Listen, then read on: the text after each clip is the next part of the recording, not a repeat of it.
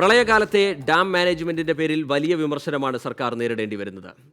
ഇന്നലെയാണ് amicus curiae ഇത് സംബന്ധിച്ചുള്ള റിപ്പോർട്ട് ഹൈക്കോടതിയിൽ സമർപ്പിച്ചത്. ഈ അമിക്കസ് ക്യൂറി സമർപ്പിച്ച റിപ്പോർട്ടിൽ സർക്കാരിനെതിരെ ഗുരുതര ആരോപണങ്ങളാണ് ഉന്നയിക്കുന്നത്. അത് വലിയ രാഷ്ട്രീയ വിവാദമായി മാറിക്കഴിയുകയും ചെയ്തിട്ടുണ്ട്. നമുക്ക് ഈ amicus curiae Jacob P Alex കോടതിയിൽ സമർപ്പിച്ച റിപ്പോർട്ടിലെ പ്രധാന കണ്ടെത്തലുകൾ എന്തായിരുന്നു എന്ന് ആദ്യം പരിശോധിക്കേണ്ടതുണ്ട്. അതിനുശേഷം മുഖ്യമന്ത്രി ഇന്ന് അതിനെ തള്ളിക്കൊണ്ട് നടത്തിയ കാര്യങ്ങളിലേക്കും വിശദമായി വരാം. ഇന്നലെ റിപ്പോർട്ടിൽ പ്രധാനമായും പറഞ്ഞിരുന്ന കാര്യങ്ങൾ, കഴിഞ്ഞ ഓഗസ്റ്റിലുണ്ടായ പ്രളയത്തിൽ വൈദ്യുതി ബോർഡിൻ്റെയും ജലസേചന വകുപ്പിൻ്റെയും 25 ഡാമുകൾ തുറന്നുവിട്ടത് വലിയ പ്രത്യാഘാതമാണ് സംസ്ഥാനത്തിന് ഉണ്ടാക്കിയത് എന്നുള്ളതാണ്. അതിൽ ഈ ഡാം മാനേജ്മെൻറ്റിൻ്റെ കാര്യത്തിൽ സർക്കാർ സംവിധാനങ്ങൾക്ക്, ഉദ്യോഗസ്ഥർക്ക് എല്ലാം വീഴ്ച പറ്റി എന്നും ആ റിപ്പോർട്ടിൽ ചൂണ്ടിക്കാണിക്കുന്നുണ്ടായിരുന്നു. ഈ അണക്കെട്ടുകൾ ഒന്നിച്ചു തുറന്നതാണ് പ്രധാന വീഴ്ച എന്ന് ഇന്നലെ അമിക്കസ് ക്യൂറി സമർപ്പിച്ച റിപ്പോർട്ടിൽ ചൂണ്ടിക്കാട്ടുന്നുണ്ട്. ജനങ്ങളെ സുരക്ഷിത സ്ഥാനങ്ങളിലേക്ക് മാറ്റാനുള്ള ഒരു നടപടിയുമില്ലാതെ ഇങ്ങനെ ഡാമുകൾ തുറന്നുവിടുന്നത് വലിയ ആഘാതം തന്നെ സംസ്ഥാനത്തിനുണ്ടാക്കി എന്നുള്ളതാണ് റിപ്പോർട്ടിലെ ഒരു പരാമർശം.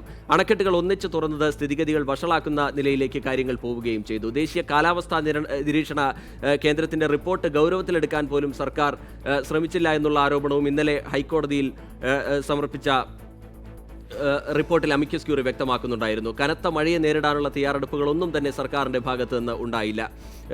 ഈ മഴയുടെ തീവ്രത മുൻകൂട്ടി അറിയാനുള്ള മുന്നറിയിപ്പുകൾ, അല്ലെങ്കിൽ മഴ ഉണ്ടാകുമെന്നുള്ള മുന്നറിയിപ്പുകൾ പോലും സർക്കാർ ഗൗരവമായി കണ്ടില്ല എന്നുള്ള വിമർശനവും ഉണ്ടായി. എന്തായാലും പ്രളയത്തെ നമുക്ക് അത്ര പെട്ടെന്നൊന്നും മറക്കാൻ കഴിയില്ല. വലിയ ദുരിതമാണ് പ്രളയം സംസ്ഥാനത്തുണ്ടാക്കിയിട്ടുള്ളത്. 483 പേർ മരിക്കുകയും 31,000-ത്തിലധികം, അതൊരു പ്രാഥമിക കണക്ക് മാത്രമാണ്, 31,000 കോടിയുടെ എങ്കിലും നഷ്ടം സംസ്ഥാനത്തിന് ഉണ്ടാവുകയും ചെയ്തിട്ടുണ്ട് എന്നുള്ള ഗുരുതരമായൊരു സ്ഥിതിവിശേഷം നിലനിൽക്കുന്നതിനിടയിലാണ് അമിക്കസ് ക്യൂറി സർക്കാരിനെതിരെ ഇത്തരത്തിൽ ഒരു റിപ്പോർട്ട് ഹൈക്കോടതിയിൽ സമർപ്പിച്ചിരിക്കുന്നത് എന്നുള്ളതാണ് വലിയ രാഷ്ട്രീയ വിവാദങ്ങൾക്ക്. പ്രത്യേകിച്ച് ഈ സാഹചര്യം കൂടി നമ്മൾ പരിശോധിക്കേണ്ടതുണ്ട്.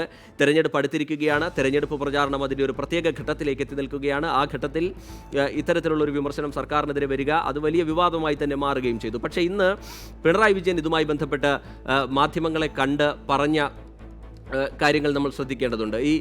ഈ റിപ്പോർട്ടിനെ പൂർണ്ണമായും തള്ളിക്കളയുന്ന തരത്തിലുള്ള ഒരു പ്രസ്താവനയാണ് മുഖ്യമന്ത്രിയുടെ ഭാഗത്തു നിന്നുണ്ടായത്. മുഖ്യമന്ത്രിയുടെ വാക്കുകളിലേക്ക് പോയിട്ട് നമുക്ക് തിരിച്ചു വരാം. ഈ ദുരന്തത്തെ ലോക്സഭാ തെരഞ്ഞെടുപ്പ് നടക്കുന്ന ഘട്ടത്തിൽ സർക്കാരിനെതിരായി തിരിച്ചുവിടാൻ സാധിക്കുമോ എന്ന ഉദ്ദേശത്തോടെയാണ് ഇത് പ്രസിദ്ധീകരിച്ചിട്ടുള്ളത്.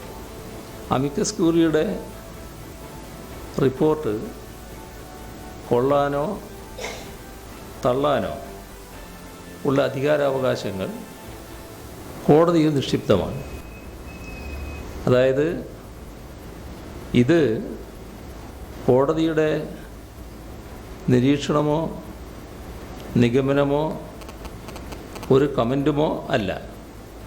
ഇക്കാര്യത്തിൽ അന്തിമവിധി നടത്തേണ്ടതും തീരുമാനിക്കേണ്ടതും അമിക്കസ് ക്യൂറിയല്ല, കോടതിയാണ് എന്ന യാഥാർത്ഥ്യത്തെയാണ് ഇവർ മറച്ചുവെക്കുന്നത്.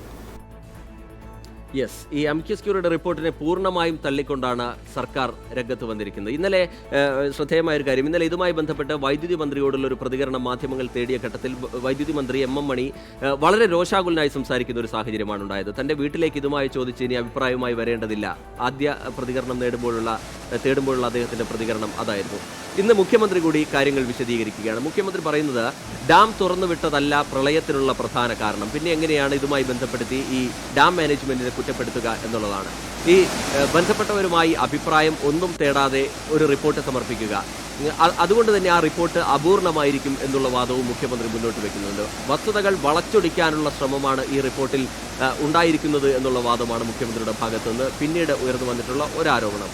ഈ ഡാമുകളില്ലാത്ത പ്രദേശത്തും വലിയ രീതിയിലുള്ള വെള്ളപ്പൊക്കം ഉണ്ടായതുകൊണ്ട് തന്നെ ഈ ഡാം മാനേജ്മെൻറ്റിലെ വീഴ്ചകളിലേക്ക് ഊന്നി പറയേണ്ട കാര്യമുണ്ടായിരുന്നോ എന്ന് മുഖ്യമന്ത്രി ചോദിക്കുന്നുണ്ട്. തെറ്റിദ്ധാരണ പരത്താനുള്ള ഒരു ശ്രമമാണ് ഈ റിപ്പോർട്ടിലൂടെ നടത്തിയിരിക്കുന്നത് എന്നുള്ള ആരോപണമാണ് മുഖ്യമന്ത്രി മറ്റൊന്നായി മുന്നോട്ട് വയ്ക്കുന്നത്. ഈ ഒഴുകിയെത്തുന്ന വെള്ളത്തേക്കാൾ എത്രയോ കുറവാണ് ഡാമിൽ നിന്ന് ഒഴുക്കിവിട്ടിട്ടുള്ള വെള്ളം. അത്തരത്തിലൊരു സാഹചര്യത്തിൽ ഒരു വലിയ ഈ പ്രളയ ദുരന്തത്തിന് മുഴുവൻ കാരണം ഡാം മാനേജ്മെൻറ്റിലെ വീഴ്ചയാണ് എന്നുള്ള തരത്തിലുള്ള ഊന്നൽ നൽകിക്കൊണ്ടുള്ള റിപ്പോർട്ടിന് എന്താണ് പ്രസക്തി എന്നുള്ള ചോദ്യം മുഖ്യമന്ത്രി ചോദിക്കുന്നുണ്ട്. മറ്റ് ചില ഘടകങ്ങൾ കൂടി മുഖ്യമന്ത്രി ഘട്ടത്തിൽ ചൂണ്ടിക്കാട്ടുകയുണ്ടായി. കടലിലെ അസ്വാഭാവികമായ വേലിയേറ്റം അതെല്ലാം വലിയ ദുരന്തത്തിലേക്ക് കാര്യങ്ങളെ കൊണ്ടുചെന്നെത്തിച്ചിട്ടുണ്ട്. പെരുമഴയിൽ ഈ 2000 മാത്രമേ ഉൾക്കൊള്ളാൻ കഴിയൂ എന്നിരിക്കെ 14,000 ഘനയടി വെള്ളമാണ് പല നദികളിലേക്കും ഒഴുകിയെത്തിയത്. അത് അത്തരത്തിൽ നദികളിലേക്ക് വെള്ളം ഒഴുകിയെത്തുന്ന ഒരു ഘട്ടത്തിൽ അതിൻ്റെ സമീപ പ്രദേശങ്ങളിൽ ജീവിക്കുന്ന ആളുകൾക്ക് വലിയ രീതിയിലുള്ള ബുദ്ധിമുട്ട് എന്തായാലും ഉണ്ടാകും. സർക്കാരും കേരളത്തിലെ ജനങ്ങളും മുഴുവനായി അതിനെ പ്രതിരോധിക്കാൻ അല്ലെങ്കിൽ അതിനെ മറികടക്കാനുള്ള നീക്കങ്ങൾ നടത്തി. വളരെ അഭിമാനകരമായ കാര്യം തന്നെയാണ് അത് എന്നും മുഖ്യമന്ത്രി പറയാതെ പറഞ്ഞു വെക്കുന്നുണ്ട്. ഈ മുന്നറിയിപ്പുകൾ നൽകിയില്ല എന്നുള്ളതായിരുന്നു പ്രധാനപ്പെട്ട മറ്റൊരാരോപണം ഈ അമിക്കസ് ക്യൂറിയുടെ റിപ്പോർട്ടുമായി ബന്ധപ്പെട്ട്. അതിന് മുഖ്യമന്ത്രി കൃത്യമായ മറുപടി പറയുന്നുണ്ട്. ജനപ്രതിനിധികളും ബന്ധപ്പെട്ട അധികൃതരും എല്ലാം തന്നെ മുന്നറിയിപ്പ് നൽകിയിട്ടുള്ളതാണ്, അതിനെ അവഗണിച്ചുകൊണ്ടായിപ്പോയി ഈ റിപ്പോർട്ട് എന്നുള്ള കുറ്റപ്പെടുത്തൽ മുഖ്യമന്ത്രിയുടെ ഭാഗത്തു നിന്നുണ്ടായി. പിന്നീട് മുഖ്യമന്ത്രി ഊന്നിപ്പറഞ്ഞൊരു കാര്യം തെരഞ്ഞെടുപ്പ് അടുത്തിരിക്കുന്ന ഈ ഒരു സാഹചര്യത്തെക്കുറിച്ചാണ്. തെരഞ്ഞെടുപ്പ് അടുത്തിരിക്കുന്ന ഒരു സാഹചര്യത്തിൽ സ്വാഭാവികമായും ഇത്തരമൊരു റിപ്പോർട്ട് അത് വലിയ രീതിയിലുള്ള രാഷ്ട്രീയ ആയുധമാക്കി മാറ്റാനുള്ള ശ്രമമാണ് നടക്കുന്നത്. അതിൻ്റെ വസ്തുതകൾ പരിശോധിക്കാതെ, അതിൻ്റെ സമഗ്രത പരിശോധിക്കാതെ വലിയ രീതിയിലുള്ള വിമർശനം സർക്കാരിനെതിരെ ഉയർത്തിക്കൊണ്ടുവരുന്നത് ശരിയല്ല എന്നുള്ള വാദവും മുഖ്യമന്ത്രിയുടെ ഭാഗത്ത് നിന്ന് ഉണ്ടായി. അതുകൊണ്ട് തന്നെ ഈ റിപ്പോർട്ട് വലിയ ചർച്ചയാക്കേണ്ട കാര്യമില്ല എന്നും പറയുകയാണ് മുഖ്യമന്ത്രി. ഇന്നത്തെ മാധ്യമങ്ങളെല്ലാം നമുക്ക് പരിശോധിച്ചാൽ, ഇന്നത്തെ പത്രമാധ്യമങ്ങളെല്ലാം തന്നെ നമ്മൾ പരിശോധിച്ചാൽ നമുക്ക് കാണാവുന്നതാണ്. അത് വലിയ രീതിയിൽ ഈ വാർത്തകൾക്ക്, ഈ സർക്കാരിന് സംഭവിച്ച ഈ വാർത്തകൾക്ക് വലിയ രീതിയിലുള്ള സ്പേസ് അതിലുണ്ട്. അതുപോലെ തന്നെ സമൂഹത്തിൽ, സോഷ്യൽ മീഡിയയിൽ എല്ലായിടത്തും ഇത് വളരെ സജീവമായി ചർച്ച ചെയ്തുകൊണ്ടിരിക്കുന്ന ഒരു സാഹചര്യമാണ്. തെരഞ്ഞെടുപ്പ് കൂടി ആയതോടുകൂടി അതിന് ആരോപണങ്ങൾക്കൊക്കെ മൂർച്ച കൂടുന്ന സാഹചര്യവുമുണ്ട്. ഈ ഘട്ടത്തിലാണ് മുഖ്യമന്ത്രി വിശദീകരണവുമായി രംഗത്ത് വന്നിരിക്കുന്നത്.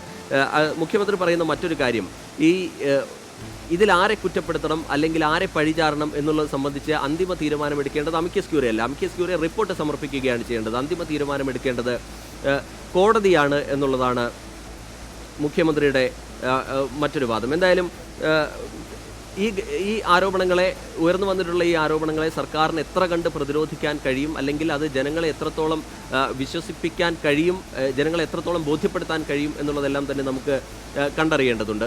ഈ മുഖ്യമന്ത്രിയുടെ പ്രതികരണവുമായി ബന്ധപ്പെട്ട വിശദാംശങ്ങൾക്കായി നമുക്ക് രഞ്ജിത്ത് അമ്പാടിയിലേക്ക് കൂടി പോകേണ്ടതുണ്ട്. അദ്ദേഹം ആ വാർത്താ സമ്മേളനത്തിൽ പങ്കെടുത്തിട്ടുള്ളതാണ്. രഞ്ജിത്ത്, വലിയൊരു ആരോപണം തന്നെ സർക്കാരിനെതിരെ ഉയർന്നു വന്നിരിക്കുന്ന ഒരു സാഹചര്യമാണ്. ഈ സാഹചര്യത്തിൽ ഇത്തരത്തിലുള്ളൊരു പ്രസ്താവന കൊണ്ട് ഉയർന്നു വന്ന വിവാദങ്ങളെ മറികടക്കാൻ സർക്കാരിന് കഴിയും എന്ന് നമുക്ക് പ്രതീക്ഷിക്കാൻ കഴിയുമോ? റീജി, തീർച്ചയായും കഴിഞ്ഞ ദിവസം ഉണ്ടായ പ്രളയവുമായി ബന്ധപ്പെട്ട് പുറത്തു വന്ന അമിക്കസ് ക്യൂറി റിപ്പോർട്ടിനെ പൂർണ്ണമായും തള്ളുകയാണ് മുഖ്യമന്ത്രി പിണറായി വിജയൻ ചെയ്തത്. വസ്തുതാവിരുദ്ധ റിപ്പോർട്ട് എന്ന് അദ്ദേഹം ഒറ്റവാചകത്തിൽ തന്നെ പറയുകയും ചെയ്തിരിക്കുന്നു. അതായത് അമിക്കസ് ക്യൂറിക്ക് എന്ത് സാങ്കേതിക പരിജ്ഞാനമുണ്ട് ഇത്തരത്തിലുള്ള റിപ്പോർട്ട് തയ്യാറാക്കാൻ എന്ന ചോദ്യമാണ് മുഖ്യമന്ത്രി ഉന്നയിക്കുന്നത്. കേന്ദ്ര ജല കമ്മീഷൻ, ദുരന്ത നിവാരണ അതോറിറ്റി, ഏറ്റവും ഒടുവിലായി ഐക്യരാഷ്ട്രസഭയുടെ സംഘടന എന്നിവ കേരളത്തിലെ പ്രളയം എന്ത് കാരണത്താലാണ് ഉണ്ടായതെന്ന് സംബന്ധിച്ച് വ്യക്തമായ റിപ്പോർട്ട് നൽകിയിട്ടുള്ളതാണ്. ഒരു ദിവസമോ പെട്ടെന്നൊരു ദിവസമോ കൊണ്ടുണ്ടായതല്ല കേരളത്തിലെ പ്രളയം. അത് ജനങ്ങൾക്കും വിദഗ്ധർക്കുമൊക്കെ അറിയാവുന്ന കാര്യമാണ്. ഇവിടെ ഇത്തരത്തിൽ സാങ്കേതിക പരിജ്ഞാനം ഏതുമില്ലാത്ത ഒരു അമിക്കസ് ക്യൂറി ഒരു റിപ്പോർട്ട് തയ്യാറാക്കുകയും ആ റിപ്പോർട്ട് മാധ്യമങ്ങൾക്ക് നൽകുകയും ചെയ്യുന്നു. അതിന്മേൽ വലിയ ചർച്ച നടക്കുന്നു. ഇവിടെ എല്ലാവരും തയ്യാറെടുക്കുന്നത് ഇതിനെ സർക്കാരിന് എതിരെ തിരിച്ചുവിടാനുള്ള ശ്രമം നടത്താനാണ്.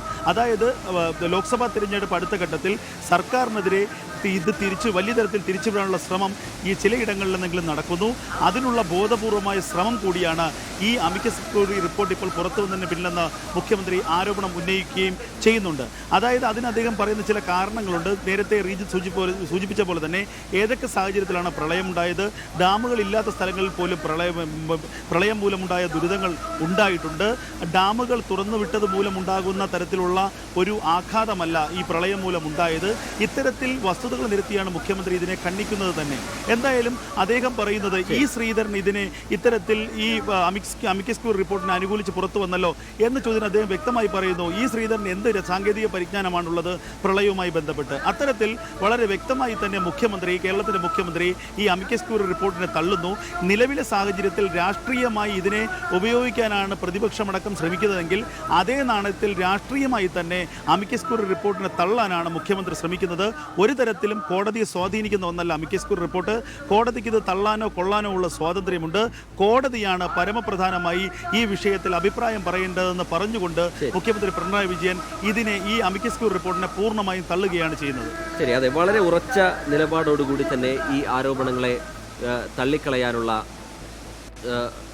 ഒരു നീക്കമാണ് സർക്കാരിൻ്റെ ഭാഗത്ത് നിന്ന് ഉണ്ടായിരിക്കുന്നത്. മറ്റൊരു പ്രധാനപ്പെട്ട വാർത്ത ഇന്ന് നമ്മൾ ഈ ഘട്ടത്തിൽ പരിശോധിക്കുന്നത് കോഴ ആരോപണവുമായി ബന്ധപ്പെട്ട് വിശദീകരിക്കാൻ വിളിച്ചു ചേർത്ത വാർത്താ സമ്മേളനത്തിൽ MK രാഘവൻ MP പൊട്ടിക്കരയുന്ന സാഹചര്യമുണ്ടായി. തനിക്കെതിരെ നടന്നത് ഗൂഢാലോചനയാണ് എന്ന് MK രാഘവൻ പറയുന്നുണ്ട്.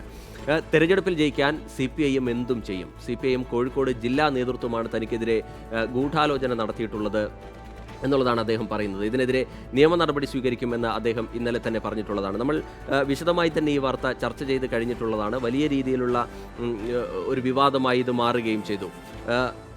ഈ കോൺഗ്രസ് നേതൃത്വം മുഴുവനായും MK രാഘവന് പൂർണ്ണമായി പിന്തുണ പ്രഖ്യാപിക്കുന്ന ഒരു നിലയാണ് ഈ ഘട്ടത്തിലുള്ളത്. ഇന്നലെ ഉമ്മൻചാണ്ടി പറഞ്ഞ വാക്കുകൾ സംശുദ്ധ രാഷ്ട്രീയത്തിൻ്റെ പ്രതീകമായ MK രാഘവനെതിരെ ഇത്തരത്തിലൊരു ആരോപണം ഉയർന്നു വരുന്നത് അംഗീകരിക്കാൻ കഴിയില്ല. അതുപോലെ തന്നെ പ്രതിപക്ഷ നേതാവ് രമേശ് ചെന്നിത്തല ഇന്നലെ പറഞ്ഞു പ്രതിപക്ഷം ഇതിനെ ഒറ്റക്കെട്ടായി നേരിടും. അതുപോലെ തന്നെ മുല്ലപ്പള്ളി രാമചന്ദ്രൻ പറഞ്ഞു വളരെ സംശുദ്ധ രാഷ്ട്രീയത്തിൻ്റെ പ്രതീകമായ MK രാഘവനെതിരെ തെരഞ്ഞെടുപ്പ് ഘട്ടത്തിൽ ഉയർന്നു വന്നിട്ടുള്ള വളരെ തന്ത്രപരമായ ഒരു ആരോപണം മാത്രമാണിത്. അതിനെ അത്തരത്തിൽ കാണേണ്ടതില്ല എന്നാണ്.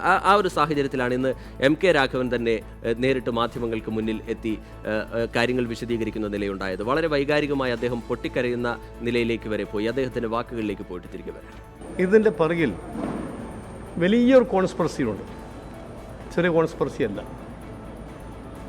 ആ കോൺസ്പിറസിയുടെ പിറകിൽ ഒരു സംശയം എനിക്കില്ല. അത് CPMൻ്റെ കോഴിക്കോട് ജില്ലാ നേതൃത്വമാണെന്ന് ഞാൻ ശക്തമായി ഇവിടെ അത് ഉന്നയിക്കുകയാണ്.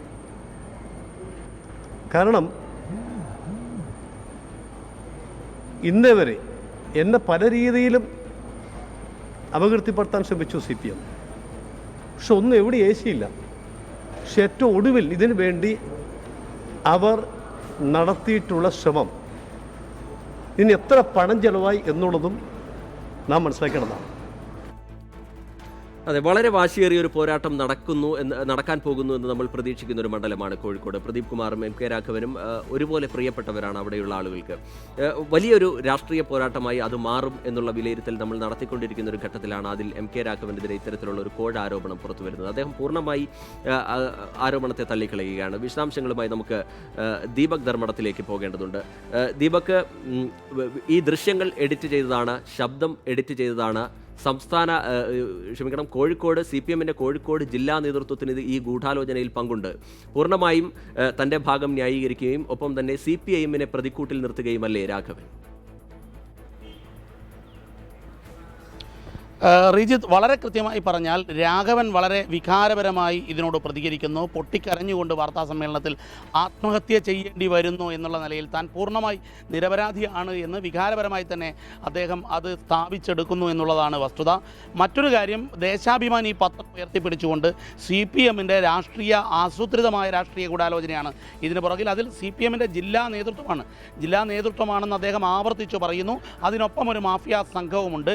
ദില്ലിയിൽ നിന്നും ഈ പറയുന്ന സംഘത്തെ, സ്റ്റിംഗ് ഓപ്പറേഷൻ നടത്തിയ സംഘത്തെ കോഴിക്കോട്ട് എത്തിച്ച് അവരെ ഇവിടെ താമസിപ്പിച്ച് കൃത്യമായി രാഘവനെ തകർക്കാനുള്ള ഗൂഢാലോചന നടത്തുകയായിരുന്നു എന്നുള്ളതാണ് വളരെ കൃത്യമായ രീതിയിൽ രാഘവൻ ഒന്നൊന്നായി പറയുന്നു. പക്ഷേ എന്നാൽ തിരിച്ച് രാഘവനോടുള്ള ചോദ്യങ്ങളിൽ രാഘവൻ മറ്റ് വിശദാംശങ്ങളൊന്നും പറയാൻ തയ്യാറാകുന്നില്ല എന്നുള്ള ഒരു വസ്തുതയുണ്ട് അതിൽ. കാരണം സംസാരിച്ച വിഷയം കേരളത്തിലെ തിരഞ്ഞെടുപ്പാണ്. തിരഞ്ഞെടുപ്പുമായി ബന്ധപ്പെട്ട് പണം ചിലവാകുന്ന കാര്യമാണ്.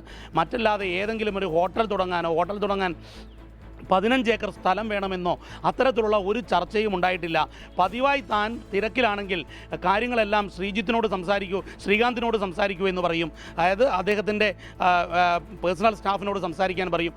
അതുപോലെ പറഞ്ഞ് മിനിറ്റ് മാത്രം നീണ്ട ചർച്ച കഴിഞ്ഞ് ഇറങ്ങുകയായിരുന്നു. പക്ഷേ എന്നാൽ എൻ്റെ ശബ്ദം ഡബ് ചെയ്തിരിക്കുന്നു. റിജിത്ത്, അതിൽ ശ്രദ്ധിക്കേണ്ടത് ദൃശ്യങ്ങൾ എഡിറ്റ് ചെയ്യുകയും ശബ്ദം ഡബ് ചെയ്യുകയും ചെയ്ത് കൃത്രിമമായി തനിക്കെതിരെ ഒരു ഗൂഢാലോചന നടത്തി എന്നുള്ളതാണ് രാഘവൻ സ്ഥാപിച്ചെടുക്കുന്നത്. അത്രയും ആരോപണങ്ങൾ തനിക്കെതിരെ ഉയർത്തിയതിന് പുറകിലെ ഗൂഢാലോചനയ്ക്കെതിരെ നിയമപരമായ പോരാട്ടം നടത്തും. ഏതറ്റം വരെയും പോകും. സോഷ്യൽ മീഡിയയിൽ ഇപ്പോൾ ആക്രമണം വളരെ പ്രചണ്ഡമായി നടക്കുന്നുണ്ട്. അതിനെതിരെയും പരാതി നൽകുകയാണ്. ഇന്നലെ തന്നെ ജില്ലാ പോലീസ് മേധാവിക്കും കലക്ടർക്കും പരാതി നൽകി കഴിഞ്ഞിരുന്നു. മാത്രവുമല്ല കോൺഗ്രസിൻ്റെ നേതാക്കൾ എല്ലാം തന്നെ രാഘവനെ പൂർണ്ണമായി ഈ വിഷയത്തിൽ പിന്തുണയ്ക്കുക കൂടി ചെയ്ത സാഹചര്യത്തിലാണ് രാഘവൻ ഇന്ന് വിശദമായൊരു വാർത്താ സമ്മേളനത്തിന് തയ്യാറായത്. ഏറെ ദീപക്, ഒരു തെരഞ്ഞെടുപ്പിന്റെ സമയമാണല്ലോ, വളരെ സജീവമായി പ്രചാരണ പ്രവർത്തനങ്ങളുമായി എം കെ രാഘവൻ മുന്നോട്ട് പോകുന്ന ഒരു ഘട്ടവുമാണ്. എന്തായാലും വലിയ രീതിയിൽ ജനപിന്തുണയുള്ള ഒരു നേതാവ് കൂടിയാണ് അദ്ദേഹം. ഈ ആരോപണങ്ങൾ തെരഞ്ഞെടുപ്പിൽ റിഫ്ലക്റ്റ് ചെയ്യില്ല, അല്ലെങ്കിൽ ജനങ്ങൾ അതിനെ പൂർണ്ണമായി തള്ളിക്കളയും എന്നുള്ള ആത്മവിശ്വാസം കൂടി ഈ ഘട്ടത്തിൽ അദ്ദേഹം പ്രകടിപ്പിക്കുന്നുണ്ടോ? രാഘവൻ കഴിഞ്ഞ 10 വർഷം കൊണ്ട് തന്നെ കോഴിക്കോട്, കണ്ണൂരുകാരനായ രാഘവൻ കോഴിക്കോട് നിന്ന് MP ആയി ഏറെ ജനകീയമായൊരു മുഖം സൃഷ്ടിച്ചെടുത്തു.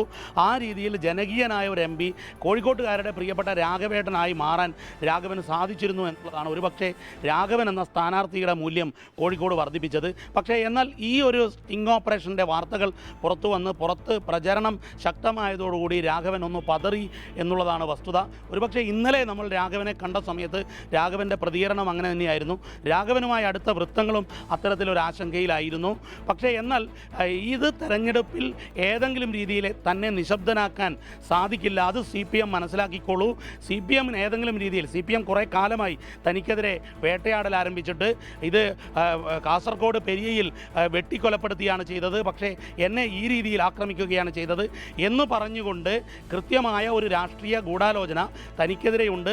തൻ്റെ ജനകീയമായ അടിത്തറയെ തകർക്കാനാണ് ഈ ഗൂഢാലോചന എന്ന് സ്ഥാപിക്കുക തന്നെയാണ് വികാരപരമായി. ഈ സ്റ്റിംഗ് ഓപ്പറേഷനിൽ രാഘവൻ മാത്രമല്ലല്ലോ, മറ്റു പലരും ഉൾപ്പെട്ടിട്ടുണ്ട്. ആ ഒരു ഘട്ടത്തിൽ ആ ഒരു വസ്തുത നിലനിൽക്കെ ഈ കോഴിക്കോട് ജില്ലാ നേതൃത്വത്തിനെതിരെ ഉന്നയിക്കുന്ന ഈ ആരോപണം അത് എത്രത്തോളം പ്രസക്തമായി അല്ലെങ്കിൽ കാമ്പുള്ളതായി നിലനിൽക്കും ദീപക്?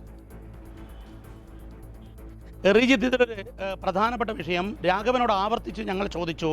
രാഘവൻ മാത്രമല്ല, DCC പ്രസിഡന്റ് സിദ്ദിഖ് ആയിരുന്നു രാഘവന് ശേഷം വാർത്താ സമ്മേളനത്തിൽ കൂടുതൽ ശബ്ദത്തോടെ ഈ കാര്യം സംസാരിച്ചത്. മാധ്യമങ്ങളെ പ്രതികൂട്ടിലാക്കിയായിരുന്നു ഒരുപക്ഷെ ആ സംസാരം. അതിൽ വീണ്ടും ഞങ്ങൾ ചോദിച്ചു, CPM ജില്ലാ നേതൃത്വവുമായി ഈ പറയുന്ന TV9 എന്ന് പറയുന്ന മാധ്യമ സ്ഥാപനവുമായി ബന്ധപ്പെടുത്തുന്ന എന്ത് തെളിവാണുള്ളത് എന്ന്.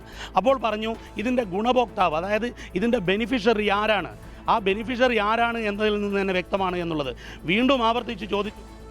പ്രാധാന്യമുള്ള കോൺഗ്രസ് നേതാക്കളോ അല്ലെങ്കിൽ പ്രാധാന്യമുള്ള മണ്ഡലങ്ങളോ ഉണ്ടല്ലോ, അത്തരം മണ്ഡലങ്ങളിൽ ഇത്തരത്തിൽ നടത്താതെ എന്തുകൊണ്ട് കോഴിക്കോട് എന്ന്. അപ്പോൾ ആവർത്തിച്ചു പറയുന്നത് അതിൽ ലാഭമുള്ള ആരോ ഒരാൾ ഉണ്ടെന്ന് വ്യക്തമല്ലേ, അത് വരും നാളുകളിൽ തെളിയുമെന്നുള്ളതാണ്. അല്ലാതെ CPMുമായി റിജിത്ത് പറഞ്ഞതുപോലെ ഈ സ്റ്റിംഗ് ഓപ്പറേഷൻ പല സ്ഥലത്തും നടന്നിട്ടുണ്ട്. അത്തരത്തിൽ നടത്തിയ സാഹചര്യത്തിൽ ഒരു CPM ഗൂഢാലോചനയാണ് എന്ന് എങ്ങനെ വിശ്വസിക്കാനാകുമെന്നുള്ള സംശയം തന്നെയായിരുന്നു മാധ്യമപ്രവർത്തകർ പ്രകടിപ്പിച്ചത്. പക്ഷേ രാഘവൻ അതിന് കൃത്യമായി ഉത്തരം നൽകിയില്ല. പക്ഷേ രാഘവൻ ആവർത്തിച്ചു പറഞ്ഞു, ഇത് CPMന്റെ ഗൂഢാലോചനയാണ്, ആസൂത്രിതമായ ഒരു രാഷ്ട്രീയ ആക്രമണമാണ്. കേരളത്തിൽ നടക്കാത്ത ഒരു അധാർമികമായ ഈ പ്രവർത്തനത്തെ ജനങ്ങൾ നേരിടുമെന്നാണ് രാഘവൻ പറഞ്ഞത്.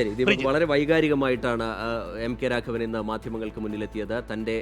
താൻ ആത്മഹത്യ ചെയ്യുന്നതിനെ പറ്റി പോലും ആലോചിച്ചു പോകുന്ന സാഹചര്യങ്ങളിലേക്ക് വിവാദങ്ങൾ പോകുന്നു എന്നുള്ളത് അദ്ദേഹം പറഞ്ഞു. ഒപ്പം തന്നെ ഈ നിയമപരമായി ഇതിനെ നേരിടാനുള്ള എല്ലാ നടപടികളും തുടങ്ങിക്കഴിഞ്ഞതായും അദ്ദേഹം നമ്മളെ അറിയിച്ചിട്ടുണ്ട്.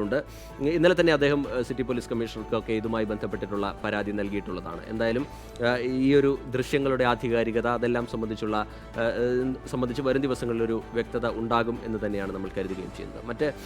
മറ്റൊരു പ്രധാനപ്പെട്ട ഒരു വാർത്ത ഇന്ന് വയനാട്ടിൽ നാമനിർദ്ദേശ പത്രിക സമർപ്പിക്കാൻ രാഹുൽ ഗാന്ധി എത്തിയിരിക്കുന്നു എന്നുള്ളതാണ്. വലിയ ആവേശത്തോടു കൂടി നമ്മൾ ഒരുപാട് ദിവസങ്ങളായി ചർച്ച ചെയ്യുകയായിരുന്നു. ആദ്യം വയനാട്ടിലേക്ക് രാഹുൽ ഗാന്ധി വരുമോ എന്നുള്ള കാര്യത്തിലുള്ള അനിശ്ചിതത്വമായിരുന്നു നിലനിന്നിരുന്നെങ്കിൽ ഒരു 6-7 ദിവസങ്ങളുടെ അനിശ്ചിതത്വങ്ങൾക്ക് ശേഷം രാഹുൽ ഗാന്ധി വയനാട്ടിലേക്ക് സ്ഥാനാർത്ഥിയാകും എന്നുള്ള പ്രഖ്യാപനം വന്നതോടുകൂടി തന്നെ വലിയ രീതിയിലുള്ള ആവേശത്തിൽ കേരളത്തിലെ UDF ക്യാമ്പ് പ്രവർത്തകർ പോകുന്ന നിലയിലേക്ക് വന്നു. ആ ആവേശത്തിൻ്റെ ഒരു പീക്ക് ലെവലാണ് ഇന്നലെ നമ്മൾ കരിപ്പൂരിൽ രാഹുൽ ഗാന്ധി വിമാനമിറങ്ങുന്ന ഘട്ടത്തിലും പിന്നീട് കോഴിക്കോട് ഗസ്റ്റ് ഹൗസിലേക്ക് അദ്ദേഹം പോകുന്ന ഘട്ടങ്ങളിലും എല്ലാം കണ്ടത്.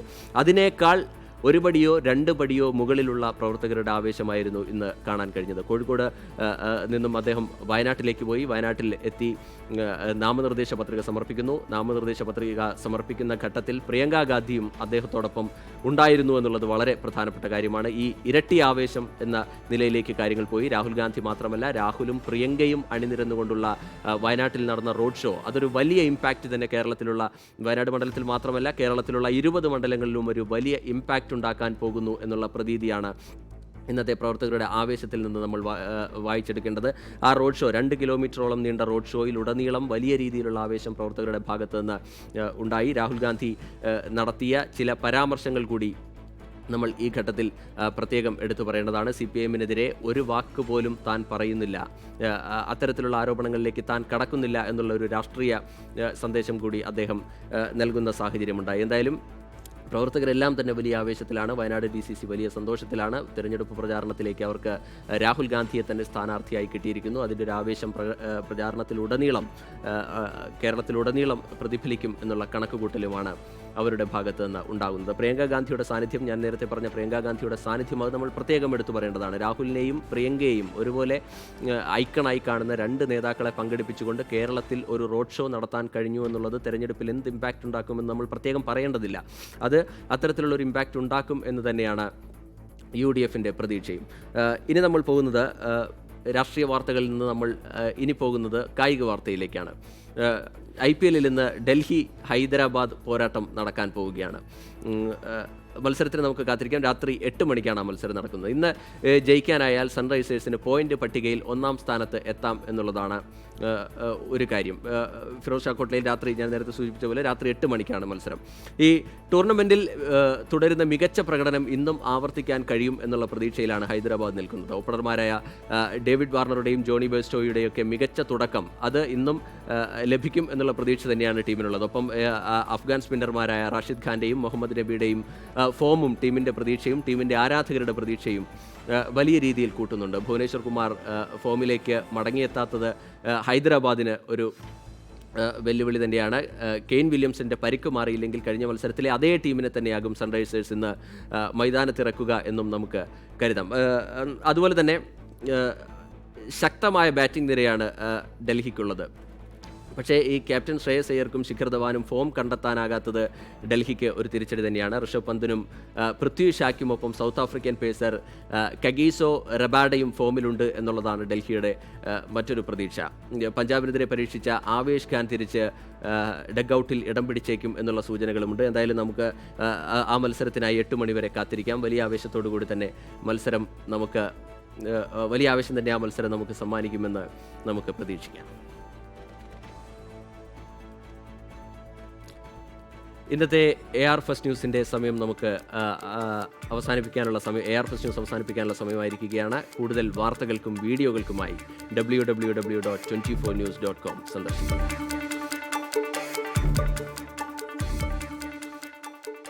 ഇനി ഇലക്ഷൻ എക്സ്പേർട്ടുമായി അനുജ ചേരും. നമസ്കാരം.